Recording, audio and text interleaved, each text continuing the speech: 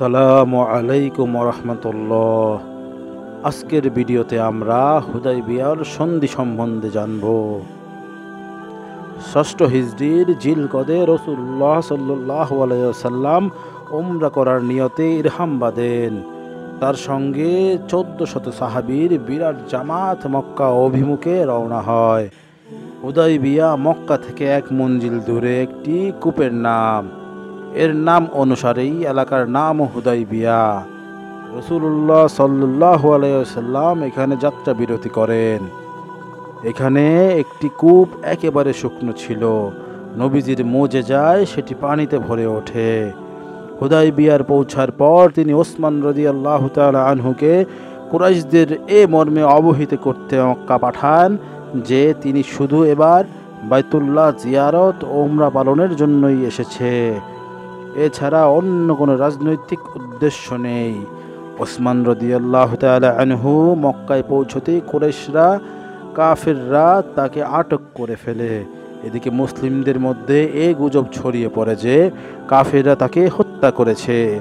নবীজির কাছে যখন এই সংবাদ আসে তখন তিনি একটি বাবলা গাছের নিচে বসে সাহাবীদের কাছ থেকে জিহাদের বায়াত নেন। পবিত্র কোরআনে এ সম্পর্কে আলোচনা রয়েছে এবং এটিকে বায়াতে রিজওয়ানও বলা হয়। জানা যায় ওসমান হত্যার খবরটি ছিল মিথ্যা, বরং কুরাইশরা মুসলিমদের সঙ্গে সন্ধির প্রস্তাবে আগ্রহ প্রকাশ করে এবং সন্ধির শর্তসমূহ চূড়ান্ত করে সাহল ইবনু আমরকে পাঠায়। পরে 10 বছরের জন্য উভয় পক্ষের মধ্যে এই মর্মে সন্ধি চুক্তি হয় যে মুসলিমরা এবার উমরা না করেই ফিরে যাবেন। আগামী বছর হজ করতে এসে মাত্র 3 দিন থেকে ফিরে যাবেন। মুসলিমরা অশ্রুসজ্জিত হয়ে আসতে পারবেন না।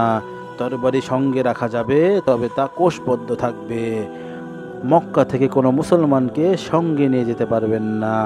কোনো মুসলমান যদি মক্কায় চলে আসতে চায় তাকে বাধা দেয়া যাবে না।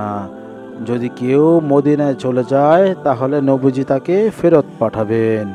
মদিনা থেকে কেউ মক্কায় চলে এলে কাফিররা তাকে ফেরত পাঠাবেন না।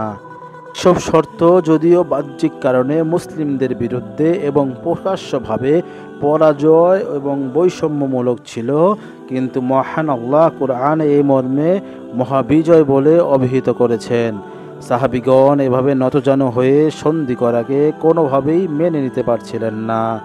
নবীজি তাদের মনোভাব বুঝতে পেরে বলেন, আমার প্রতি এটাই মহান আল্লাহর নির্দেশ এবং এতেই আমাদের ভবিষ্যৎ কল্যাণ নিহিত। পরবর্তীকালের ঘটনাসমূহ এর রহস্যের সমাধান করে দেয়। যেমন সন্ধিকালের শান্তি ও পূর্ণ নিরাপত্তার সঙ্গে মক্কা মদিনার মধ্যে যাতায়াত শুরু হয়। কাফেররা নবীজির খেদমতে এবং মুসলিমদের কাছে বিনা বাধায় আসা যাওয়া করতে থাকে। এদিকে ইসলামী চারিত্রিক চুম্বক শক্তি কাফিরদের দারুণভাবে আকৃষ্ট করতে শুরু করে। ইতিহাসবিদরা বলেন এ সময় এত পরিমাণ লোক ইসলাম গ্রহণ করেন ইতিপূর্বে এমন কখনো হয়নি। প্রকৃতপক্ষে এ সন্ধি ছিল মক্কা বিজয়েরই ভূমি। ভিডিওটি যদি ভালো লাগে তাহলে এরকম আরো ভিডিও পেতে চাইলে চ্যানেলটি সাবস্ক্রাইব করে রাখবেন।